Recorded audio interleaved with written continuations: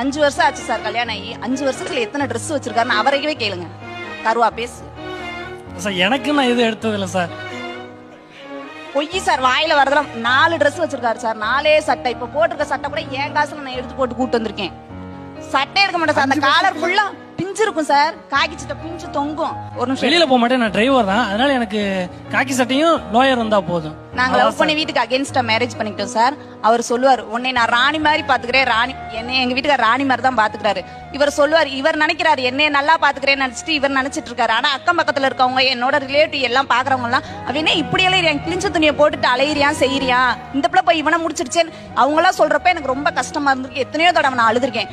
4 சட்டை தான் சார் வச்சிருக்காரு. இப்ப வச்சிருக்க சட்டையோட சேர்த்து 5 சட்டை. இப்படி நீங்க எனக்கு காக்கி சட்டை இருக்கு, எங்க அண்ணன் கொடுக்க லோயர் இருக்குன்னு போனீங்கன்னா அவங்க உங்களை சரியா பாத்துக்கல, உங்களுக்கு நல்ல புத்திமதி சொல்லலைங்க மாதிரி தான் முடியும். இந்த வார்த்தை ஒண்ணு சொல்லுவாங்க சார், அந்த பிள்ளையா தேடி போன வாழ்க்கை தானே அத்தே, அந்த பிள்ளை அப்படி அமைச்சு